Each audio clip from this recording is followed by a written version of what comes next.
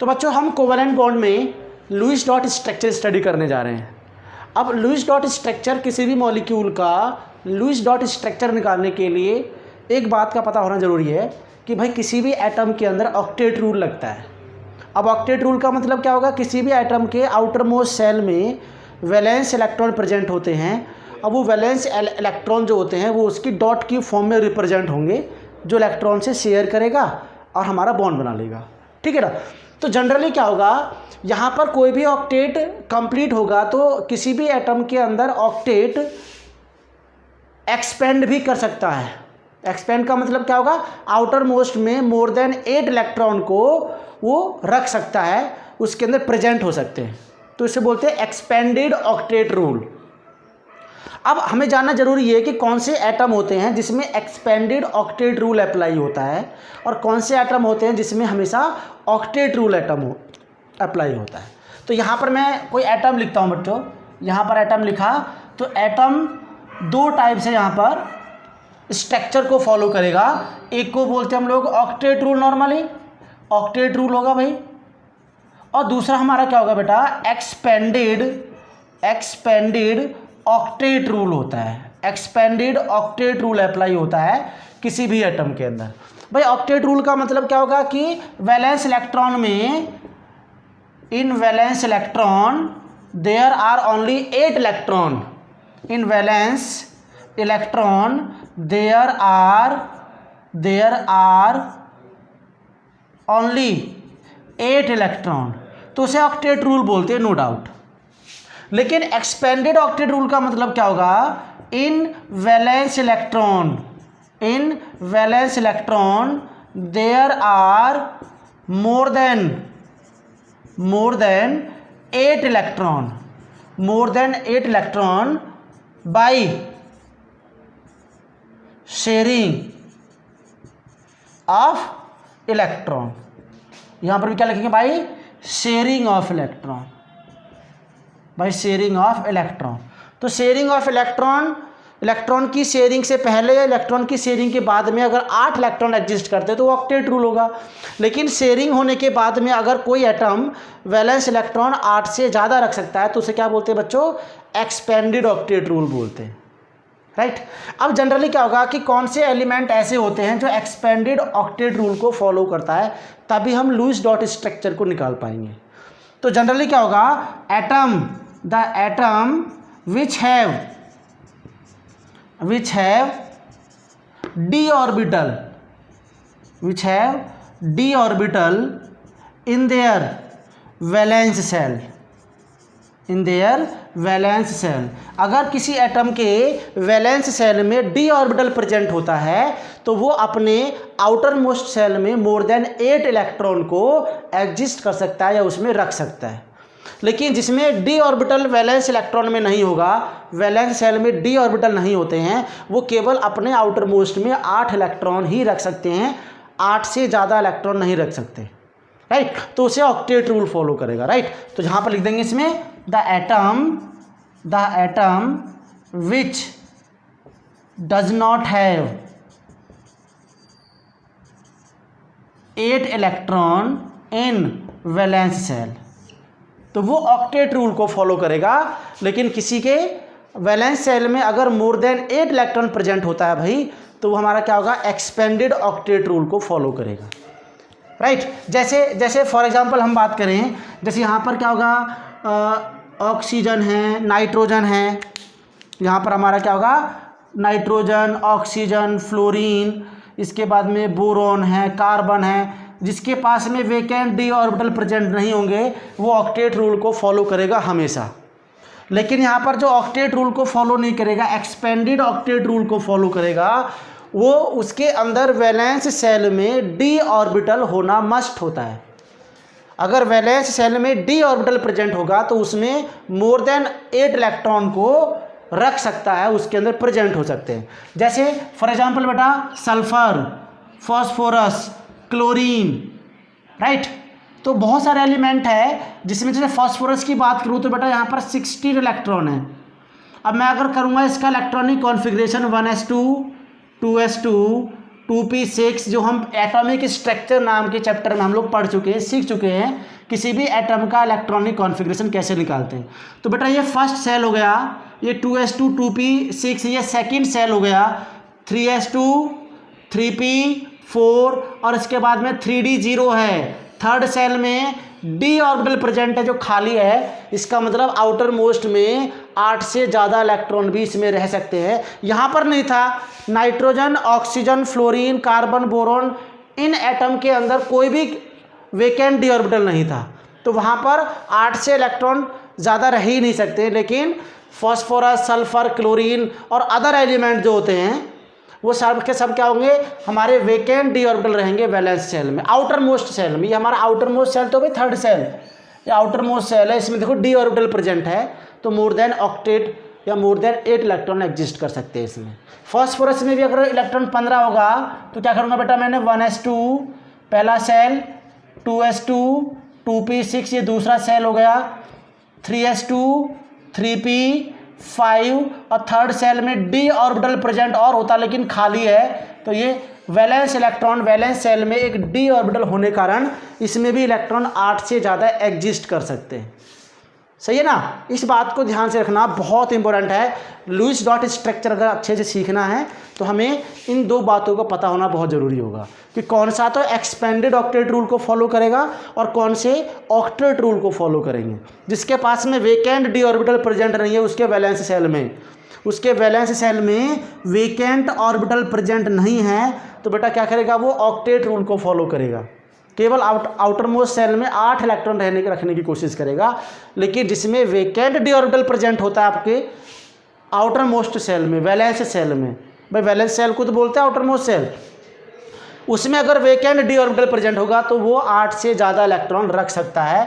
जैसे हम स्ट्रक्चर बना के देखेंगे तो सब कुछ एकदम क्लियर हो जाएगा आपको, राइट। तो फटाफट से आप लोग इस चीज़ों को नोट करना, एटम लिखना या कोई भी आयंस लिखना, कोई भी स्पीसीज लिखना, एटम, आयंस और एनी स्पीसीज, कोई भी स्पीसीज हो कंपाउंड की, तो उनके अंदर ऑक्टेट रूल या एक्सपेंडेड ऑक्टेट रूल, और एक्सपेंडेड ऑक्टेट रूल कौन कौन से शो कर सकते हैं, sulphur, phosphorus, chlorine, iodine, bromine, जितने भी एलिमेंट होंगे वो सबके साथ, जिसमें 17 इलेक्ट्रॉन है। मैं इसका भी कर देता हूँ इलेक्ट्रॉनिक कॉन्फ़िगरेशन, नोट करिए फटाफट। 1s2 2s2 2p6 ये सेकंड सेल है, ये फर्स्ट सेल होगा। इसके बाद में 3s2 3p, यहाँ पर 3 लिखना है, यहाँ पर लिखना 5 और लास्ट में आपका 3d0 है। ये वैलेंस सेल में देखो फिर दोबारा से डी ऑर्बिटल आ गया, तो ये भी ऑक्टेट एक्सपेंड कर सकता है, ठीक है ना। तो ये चीज़ आपको ध्यान रखना है। अब लुईस डॉट स्ट्रक्चर के अंदर स्टेप से हम लोग किसी भी मॉलिक्यूल के स्ट्रक्चर को ड्रॉ कर सकते हैं। लुईस नाम के साइंटिस्ट ने उसको स्ट्रक्चर में डॉट की फॉर्म में दिखाया, तो हमें वही सीखना है बेटा। फटाफट से आप लोग सबसे पहले लुईस डॉट स्ट्रक्चर लिख के एटम, आयन और स्पीसीज को 2 पार्ट में डिवाइड करिए, ऑक्टेट रूल और दूसरा एक्सपेंडेड ऑक्टेट रूल, राइट। और इसके नीचे लिखना in valence shell, in valence electron there are only, in valence shell लिखना, in valence shell there are only 8 electron by sharing of electron. Expanded में क्या होगा, इन वैलेंस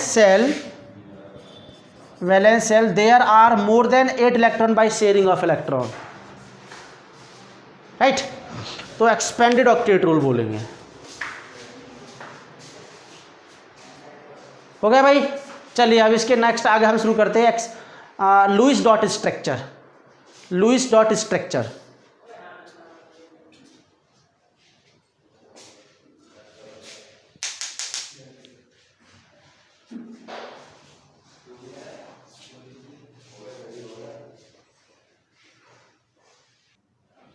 हाँ भाई, नोट हो गया।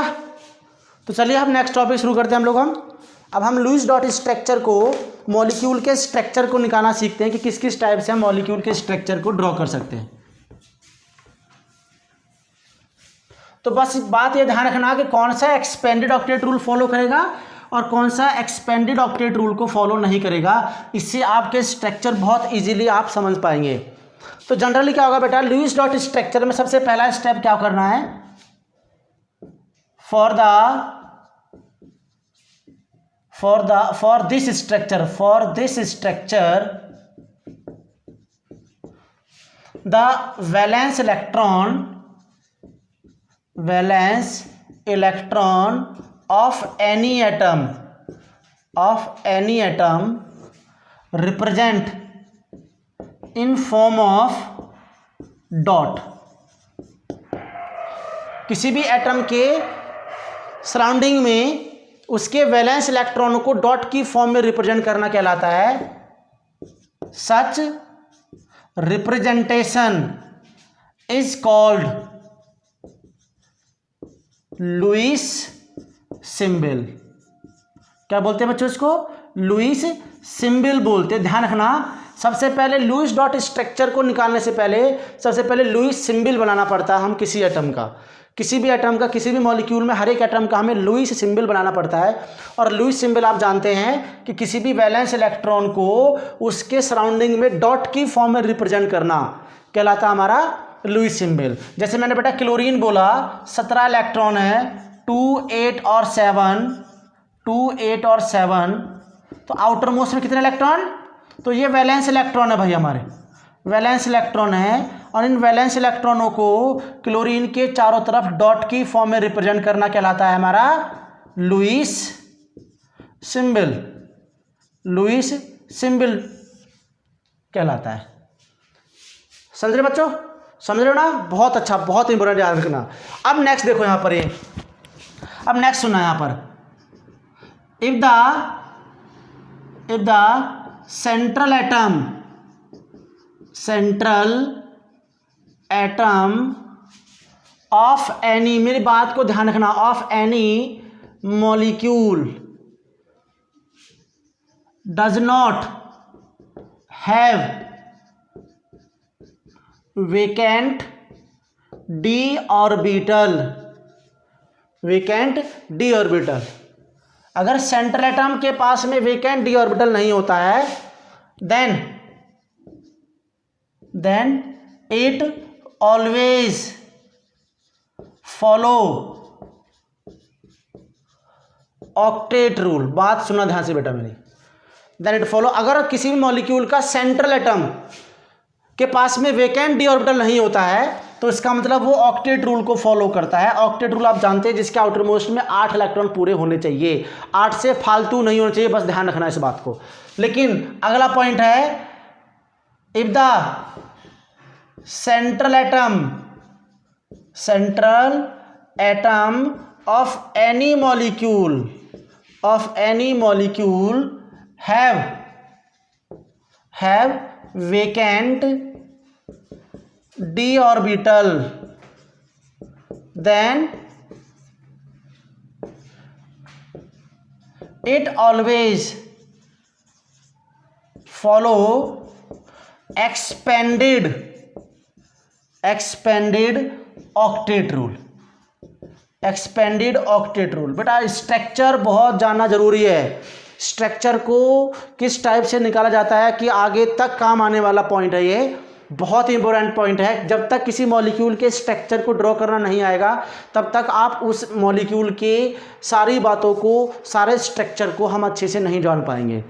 उसके बॉन्ड के नेचर को, उसके हाइब्रिडाइजेशन को, उसके डाइपोल मोमेंट को नहीं निकाल पाएंगे हम लोग। तो सबसे पहले हमें जानना है इसका लुईस डॉट स्ट्रक्चर कैसे निकाला जाए। तो भाई आपको ध्यान देना है यहाँ पर। मैं एक चीज़ और, इससे स्ट्रक्चर स्टार्ट करने से पहले एक थर्ड पॉइंट और बता दूँ बेटा। यहाँ पर थर्ड पॉइंट और बताता हूँ मैं। यहाँ पर एक कोऑर्डिनेट बॉन्ड की बात करता हूँ कि कोऑर्डिनेट बॉन्ड यहाँ पर यूज होने वाला है।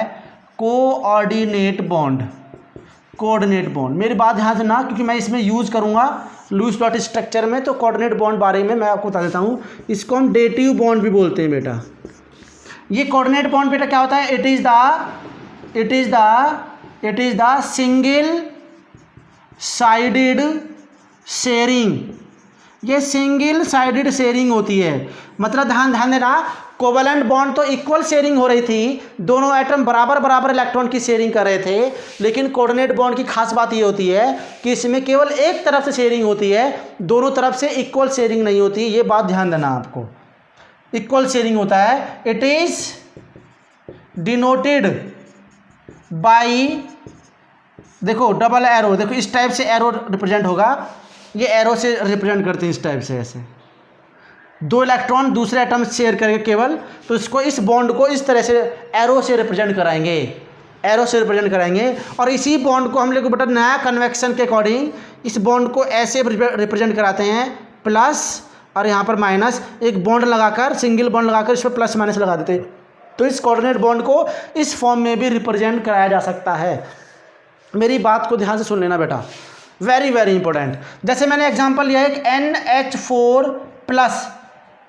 अब NH4+ में मैं इसका अगर नाइट्रोजन है 4 हाइड्रोजन लिखे हुए हैं, देखो यहाँ पर 1 हाइड्रोजन पर प्लस चार्ज है, तो मैं इसके सबके लुईस सिंबल बनाता हूँ। हाइड्रोजन के वैलेंस इलेक्ट्रॉन केवल 1 है, एक इलेक्ट्रॉन रख दिया, लेकिन इसके पास में वो इलेक्ट्रॉन भी नहीं रख पाया क्योंकि इसके ऊपर प्लस चार्ज है, वो इलेक्ट्रॉन पहले ही दे चुका, तो इसके पास में कोई वैलेंस इलेक्ट्रॉन नहीं है। Got it. अब नाइट्रोजन की बारी। अब नाइट्रोजन के पास में कितना है, इलेक्ट्रॉन होते हैं 5 आउटर मोस्ट में, तो मैंने 5 इलेक्ट्रॉन बना दिया। तो क्या करेगा, शेयरिंग करेगा। हाइड्रोजन ने इसके इलेक्ट्रॉन की शेयरिंग की, हाइड्रोजन ने इसके इलेक्ट्रॉन शेयर की, और नाइट्रोजन ने इसके इलेक्ट्रॉन की शेयरिंग कर दिया है। तो नाइट्रोजन के पास में अब कुल कितना इलेक्ट्रॉन हो चुका है बेटा, 2, 2, 4, 6 और 2, 8, ऑक्टेट कंप्लीट है। और ध्यान रखना नाइट्रोजन के पास में वेकेंट डी ऑर्बिटल भी नहीं है, तो ये ऑक्टेट को एक्सपेंड तो नहीं कर सकता। केवल ऑक्टेट का मतलब 8 इलेक्ट्रॉन से ज़्यादा बिल्कुल भी नहीं रखेगा, 8 इलेक्ट्रॉन ही रहेंगे केवल इसके पास में, 8 इलेक्ट्रॉन ही रहेंगे इसके पास में, 8 से ज़्यादा नहीं रहेंगे। क्यों, क्योंकि इसके पास में वेकेंट डी ऑर्बिटल नहीं है सेंट्रल एटम के पास में। तो इसका मतलब क्या होगा बेटा, अब इस इलेक्ट्रॉन, इस हाइड्रोजन की बारी आ गई, तो इसको तो नाइट्रोजन को तो कोई इलेक्ट्रॉन चाहिए नहीं, लेकिन इस हाइड्रोजन को अपना ड्यूप्लेट रूल पूरा करने के लिए 2 इलेक्ट्रॉन चाहिए, तो हाइड्रोजन केवल इसके इलेक्ट्रॉन को शेयर करेगा, इसीलिए इस टाइप के बॉन्ड को ऐसे रिप्रेजेंट करा देते हैं। केवल हाइड्रोजन इसके इलेक्ट्रॉन को शेयर कर रहा है, ना कि नाइट्रोजन इसके इलेक्ट्रॉन को शेयर कर रहा है, इसलिए इसको बोलते हैं सिंगल साइडेड शेयरिंग। जो ये वाला बॉन्ड है, इसी बॉन्ड को हम क्या बोल देंगे बेटा, कोऑर्डिनेट बॉन्ड के नाम से इसको रिप्रेजेंट करेंगे। ये बात आप ध्यान से सुन लीजिए, कोऑर्डिनेट बॉन्ड से रिप्रेजेंट करेंगे। सही है, बात समझ गए बेटा। तो ये चीज़ आपका कोऑर्डिनेट बॉन्ड जो मैं इसमें यूज़ करूँगा, इन बातों को आपको ध्यान रखना है, राइट। चलिए इस बात को अब जरा फटाफट से इस बात को आपको नोट करना, फटाफट से। लुईस डॉट स्ट्रक्चर में सबसे पहला पॉइंट लिखिए, for the structure the valence electron of any atom represent in form of dot.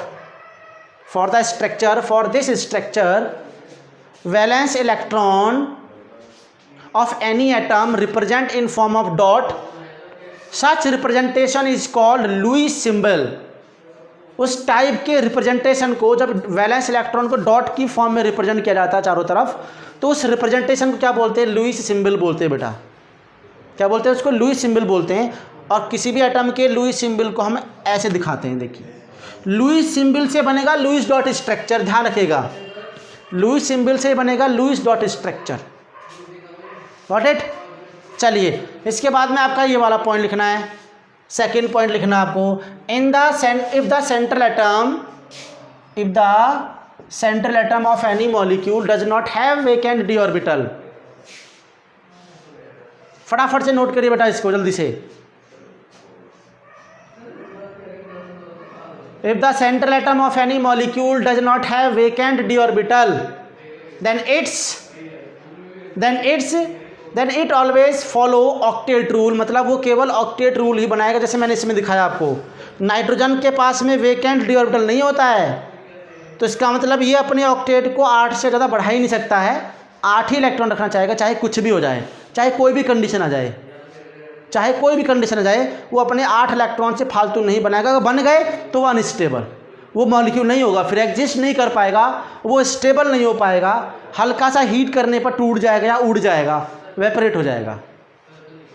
दूसरा बेटा क्या है, if the central atom of any molecule have vacant D orbital, अब मैं उसके एग्जाम्पल आप कराने जा रहे हैं हम लोग, then it always follow expanded octet rule. मतलब मोर देन 8 इलेक्ट्रॉन, उसे एक्सपेंडेड ऑक्टेट रूल बोलते हैं बेटा। मोर देन 8 इलेक्ट्रॉन मतलब एक्सपेंडेड ऑक्टेट रूल बोला जाता है। Got it. बात यहाँ तक समझ में आई आपको। क्लियरली बात समझ में आ गई है? बहुत सिंपल वे में बता रहा हूँ मैं आपको, बिल्कुल लुईस डॉट स्ट्रक्चर एकदम समझ में आ जाएगा। अब लुईस डॉट स्ट्रक्चर समझ में आएगा तो बेटा आपको फॉर्मल चार्ज भी समझ में आएगा, जिसका अगला टॉपिक ही है। फॉर्मल चार्ज निकालना सीखेंगे हम लोग, और वो फॉर्मल चार्ज तभी निकाल पाओगे जब आपको लुईस डॉट स्ट्रक्चर अच्छे से आता होगा। Got it? चलिए अब मैं स्टार्ट कर रहा हूँ बेटा Lewis dot structure. Lewis dot structure, चलिए अब देखो ध्यान से। पहले तो बेटा लुईस डॉट स्ट्रक्चर में एक बात नोट बना के लिखना है आपको। यहाँ पर क्या करना है, यहाँ पर एक छोटी सी टेबल बनानी है। उस टेबल में आपको क्या लिखने है बेटा, एटम लिखने हैं। यहाँ पर लिखना है, मैंने एटम लिख दिया मैंने यहाँ पर इधर, और यहाँ लिखना है number of bond, number of bond form, कितने एटम वो बॉन्ड बना सकता है। जैसे मैंने हाइड्रोजन की बात करता हूँ बेटा, हाइड्रोजन नंबर ऑफ बॉन्ड कितने बनाता है, केवल एक बॉन्ड बनाता है किसी भी कंडीशन में। बात ध्यान सुनना बेटा, मैं बहुत इजी कर रहा हूँ इस बात को, लुईस डॉट स्ट्रक्चर को बहुत इजी कर रहा हूँ आपके लिए। एटम कितने मैक्सिमम बॉन्ड बना सकता है उसको आप याद रखेंगे तो आपको स्ट्रक्चर बनाने में बहुत आसानी हो जाएगी। कार्बन कितने बॉन्ड बनाता है भैया, 4 बॉन्ड बनाता है, सब जानते हैं। नाइट्रोजन मैक्सिमम बॉन्ड कितने बनाता है आपका, 3 बॉन्ड बनाता है, समझना मेरी बात को। और अगर 3 के बाद में अदर बॉन्ड बनाएगा, अगर कोई ऐसी कंडीशन आ जाए, अदर बॉन्ड जो बनेंगे बेटा 3 से, ये तो मैक्सिमम नंबर, मैं यहाँ पर लिख देता हूँ, मैं यहाँ ऐसे कर देता हूँ, इसे 2 पार्ट में कर देता हूँ, maximum number of bond, maximum number of bond बना सकता है ये। अब मैक्सिमम नंबर ऑफ बॉन्ड से अगर आगे जाएगा, मोर बॉन्ड बनेगा इसमें, बाय चांस मोर बॉन्ड बनेंगे मैक्सिमम नंबर से, तो वो बॉन्ड कौन से बनेंगे बेटा, कोऑर्डिनेट बॉन्ड बनेंगे, याद रखना। कैसे बॉन्ड बनेंगे, कोऑर्डिनेट बॉन्ड बनेंगे, कोऑर्डिनेट बॉन्ड बनेंगे। अगर जैसे मान ले नाइट्रोजन के पास में मैक्सिमम 3 बॉन्ड बना सकता है, 3 कोवलेंट बॉन्ड बना सकता है, कोवलेंट 3 कोवलेंट बॉन्ड। अगर नाइट्रोजन के चौथा बॉन्ड बनाने की टेंडेंसी आ गई, जैसे देखो नाइट्रोजन केवल 3 कोवलेंट बॉन्ड बना सकता है, अगर चौथे बॉन्ड की बारी आई तो वो कौन सा बॉन्ड हो सकता है बेटा, कोऑर्डिनेट बॉन्ड हो सकता है। बात ध्यान सुनना मेरी को, एकदम सटीक पॉइंट है, एकदम सिंपल पॉइंट है, बहुत शानदार पॉइंट है। अब नाइट्रोजन के पास में अगर चौथा बॉन्ड या 5वां बॉन्ड बनेगा तो वो कौन सा बॉन्ड बना सकता है, कोऑर्डिनेट बॉन्ड बना सकता है। जैसे इसमें दिख रहा है आपको 1 2 3 तो कोवलेंट बॉन्ड हो गए जो नेचुरली बनता है। अगर चौथा बॉन्ड बनने की कहीं कंडीशन आ जाए तो वो कौन सा बॉन्ड बन सकता है, केवल कोऑर्डिनेट बॉन्ड बन सकता है। बस स्ट्रक्चर आपको बहुत इजी हो जाएगा सारा। इसके बाद में ऑक्सीजन, ऑक्सीजन कितने बॉन्ड बनाएगा, 2 बॉन्ड बनाएगा। अदर बॉन्ड बनेंगे कौन सा बेटा, कोऑर्डिनेट बॉन्ड बन सकता है। 2 के अलावा जो बॉन्ड बनने की अगर कंडीशन है तो वो कौन सा बॉन्ड बन सकता है, कोऑर्डिनेट बॉन्ड बन सकता है, कोऑर्डिनेट बॉन्ड बन सकता है, बस ध्यान रखना। इसके बाद मैंने क्या बात किया, नाइट्रोजन हो गया, ऑक्सीजन हो गया। इसके बाद में हमारा हेलोजन, हेलोजन मतलब ये फ्लोरीन है, फ्लोरीन कितना बॉन्ड बनाएगा, 1, अदर बनेगा तो कोऑर्डिनेट बॉन्ड बन जाएगा। क्लोरीन, ब्रोमीन, आयोडीन, बेटा ये भी कितने बॉन्ड बनाएंगे, 1 बॉन्ड बनाएंगे। अब 1 बॉन्ड से अदर बॉन्ड बनेगा तो कौन सा बॉन्ड बनेगा, वो कोऑर्डिनेट बॉन्ड बनेगा, क्योंकि इसके पास में क्या होगा, इसके पास में क्या होंगे, वेकेंट डी ऑर्बिटल प्रेजेंट होंगे। ध्यान देना, वेकेंट डी ऑर्बिटल प्रेजेंट होंगे, इस बात को ध्यान रखना है। अब एक बात और यहाँ पर नोट कर लीजिए, यहाँ से यहाँ तक की बात मैंने की थी तो क्या होगा, no vacant D orbital, D orbital. तो क्या बन रहे थे बेटा यहाँ पर, ये कोऑर्डिनेट बॉन्ड बन रहे थे। लेकिन इसके आगे मैं चला गया, देखो अब इनके आगे जितने भी एलिमेंट लिख रहा हूँ उसके पास में क्या होगा, वेकेंट ऑर्बिटल है इनके पास में। तो अगर इनके पास में वेकेंट डी ऑर्बिटल है तो इसका मतलब वो ऑक्टेट 8 से ज़्यादा इलेक्ट्रॉन रख सकता है। तो एक बॉन्ड के बाद अदर में क्या बनाएगा, वो आगे डबल बॉन्ड का फॉर्मेशन कर सकते हैं। इसके बाद में क्या होगा, फॉस्फोरस, सल्फर, राइट, जो भी अदर बॉन्ड आएंगे। फॉस्फोरस बेटा कितना बॉन्ड बनाएगा आपका, 3 बॉन्ड बनाएगा। इसके बाद में 5 बॉन्ड भी बना सकता है डबल बॉन्ड की फॉर्म में, डबल बॉन्ड की फॉर्म में 5 बॉन्ड और बना सकता है। सल्फर में कितना बॉन्ड बनाएगा, मैक्सिमम 2, आगे 4 बॉन्ड भी और 6 बॉन्ड भी बन सकते हैं डबल बॉन्ड की फॉर्म में, क्योंकि वो 8 से ज़्यादा इलेक्ट्रॉन को रख सकता है। एक्सपेंडेड ऑक्टेट रूल को फॉलो करेंगे। ये बात आप अगर सीख चुके हैं, अच्छे से नोट कर लिया है, तो बेटा इसको मैं अब एग्जाम्पल के तौर पर कराऊंगा तो आपको सारी बातें बिल्कुल क्रिस्टल क्लियर हो जाएंगी, एक एक बात आपको समझ में आ जाएगी। जैसे मैं आपको पढ़ाने जा रहा हूँ, आप देखो, मैं इसको, इस डायग्राम को, इस टेबल को मैं यही रखता हूँ और इसके बेस पर मैं स्ट्रक्चर को निकालना सीखूंगा, तो देखो बहुत ईजी हो जाएगा आपके लिए। जैसे मैं एक एग्जाम्पल लिख रहा हूँ, इस चीज़ को आप नोट कर चुके हैं पहले ही। अब मैं इसके बेस पर किसी भी मॉलिक्यूल का XYZ कोई भी मॉलिक्यूल होगा, उस मॉलिक्यूल के लुईस डॉट स्ट्रक्चर को देखो कैसे निकाल सकता हूँ मैं। आप भी फटाफट से निकाल लेंगे, बस थोड़ी सी प्रैक्टिस करनी होगी। और ये लुईस डॉट स्ट्रक्चर को बेटा सीखना है तरीके से। जैसे मैंने लिख दिया सबसे पहला एग्जाम्पल बेटा HNO3, ये नाइट्रिक एसिड है, मैं इसका लुईस डॉट स्ट्रक्चर निकालना चाह रहा हूँ। अब नाइट्रोजन में हाइड्रोजन और नाइट्रोजन है और 3 ऑक्सीजन है, तो मैंने बेटा नाइट्रोजन सेंट्रल एटम, इसके ऑक्सीजन ऑक्सीजन ऑक्सीजन लिख दिया। सबसे पहले मैं इस सभी एटम का, किसी भी मॉलिक्यूल में सभी एटम का लुईस सिंबल बना लेता हूँ। सबसे पहले क्या बनाना मुझे? Lewis symbol. और लुईस सिंबल का मतलब क्या होगा? वैलेंस इलेक्ट्रॉन को डॉट की फॉर्म में रिप्रेजेंट करना। तो क्या कर दो बेटा, 1 2 3 4 5, मैंने 5 इलेक्ट्रॉन लिख दिए। ऑक्सीजन की बात करूंगा तो 1 2 3 4 5 6, 1 2 3 4 5 6, 1 2 3 4 5 6, सब लुईस सिंबल। एक हाइड्रोजन और है, मैंने हाइड्रोजन यहाँ कहीं लिख दीजिए, हाइड्रोजन मैंने यहाँ लिख दिया, हाइड्रोजन। सही है। अब मैं सबके ऑक्टेट कंप्लीट करूंगा केवल, क्योंकि सेंट्रल एटम जो नाइट्रोजन है, क्या इसके पास में d ऑर्बिटल प्रेजेंट है? और नाइट्रोजन मैक्सिमम कितने बॉन्ड बना सकता है भाई? 3 बॉन्ड। 3 के आगे जितने बॉन्ड बनेंगे वो कौन सा बॉन्ड बन सकता है? कोऑर्डिनेट बॉन्ड बन सकता है। कौन सा बॉन्ड बनेगा? Coordinate bond. तो सबसे पहले शुरुआत करिए, पहले मैं ऑक्सीजन की बात कर लेता हूं। तो ऑक्सीजन हाइड्रोजन केवल एक बॉन्ड बनाएगा, तो एक बॉन्ड लिख दो, सीधा लिख दिया, कोई शेयरिंग नहीं करनी है, बस आपको बॉन्ड आपको याद रखने केवल। ठीक है, चलिए अब मैं ऑक्सीजन कितने बॉन्ड बनाता है भाई? ऑक्सीजन 2 बॉन्ड बनाता है। ऑक्सीजन ने, इसने 1 बॉन्ड बना लिया, 1 बॉन्ड और बनाएगा, 2 बॉन्ड पूरे हो गए भाई नाइट्रोजन से। ध्यान देना, बॉन्ड पूरे करने हैं बस आपको, और कोई एटम नहीं है। अब नाइट्रोजन ने कितना बॉन्ड पूरा कर लिया? 1 बॉन्ड पूरा कर लिया।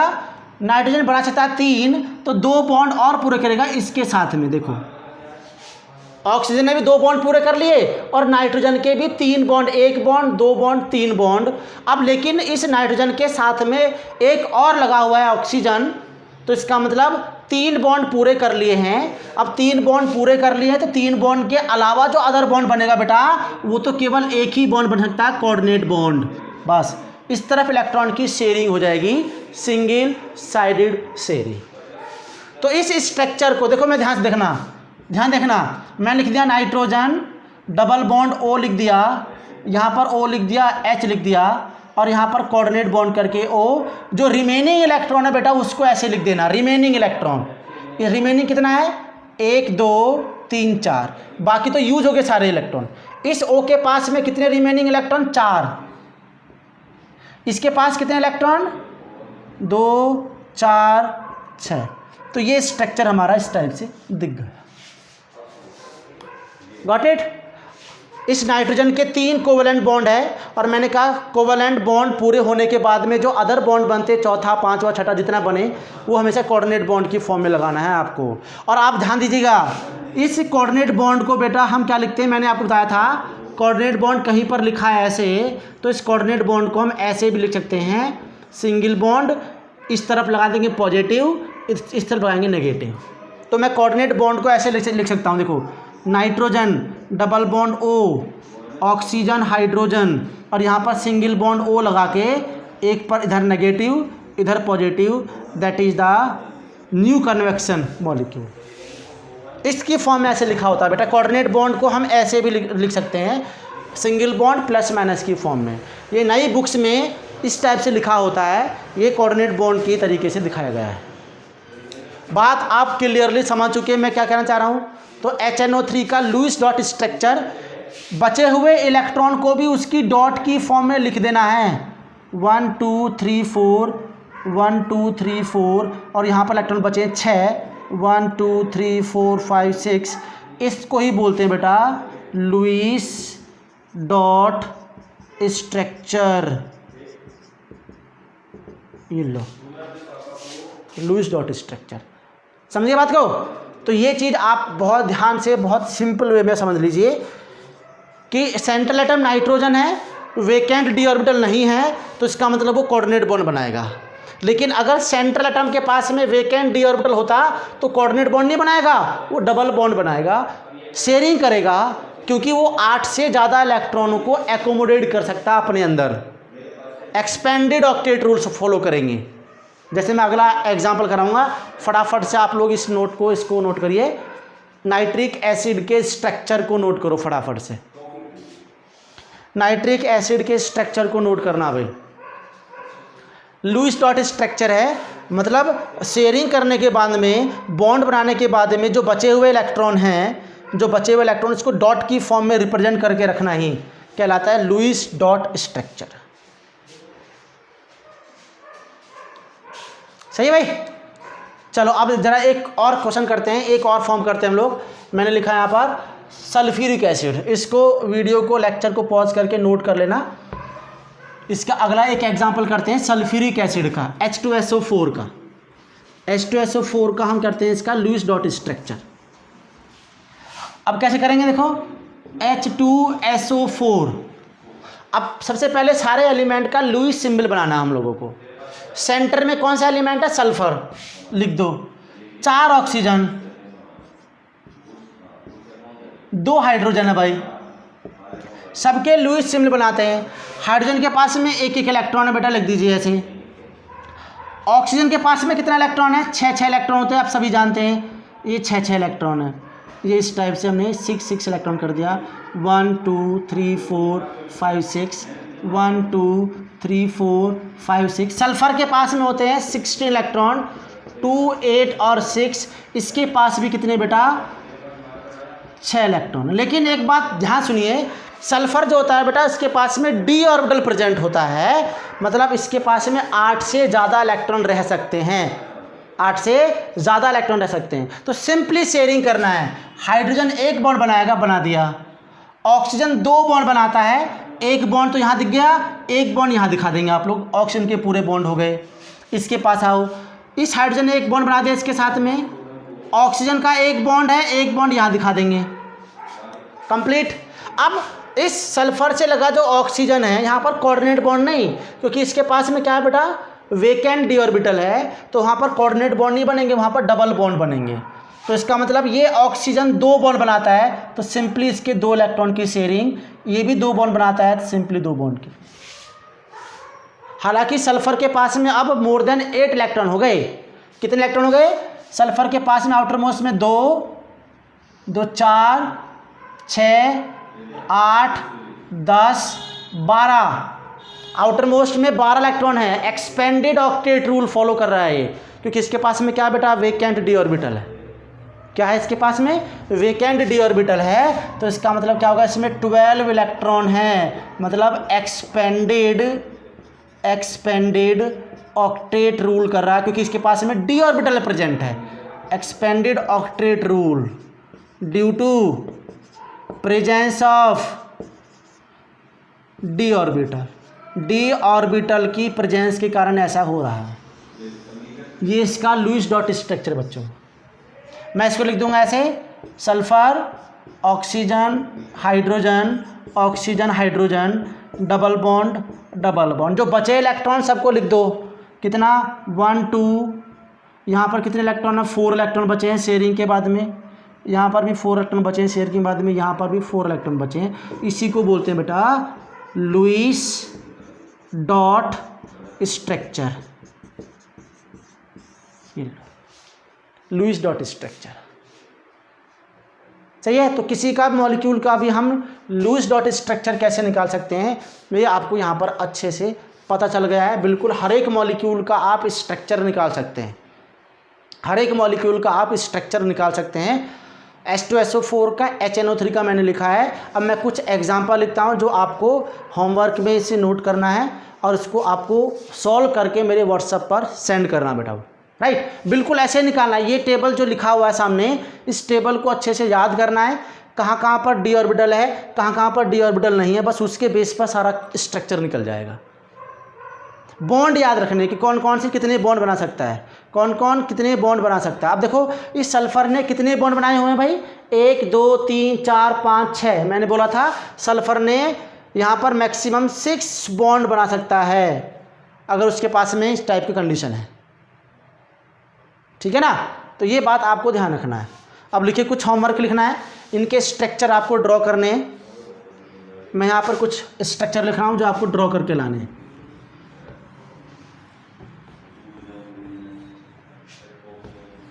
होमवर्क देखो क्या है बेटा, draw the Lewis dot structure of the following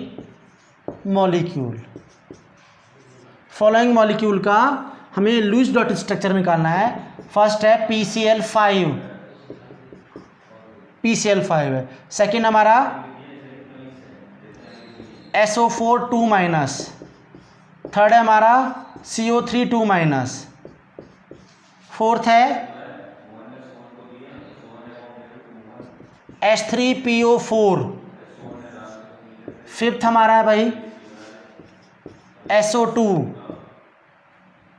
sixth हमारा है O3 ओजोन, सेवेंथ हमारा H2PO3 और लास्ट में हमारा एट्थ हमारा देख ले लास्ट में H2BO3। ये सारे आपको लुईस डॉट स्ट्रक्चर बनाने हैं। इनको अच्छे से लुईस डॉट स्ट्रक्चर में आपको अरेंज करना है, राइट।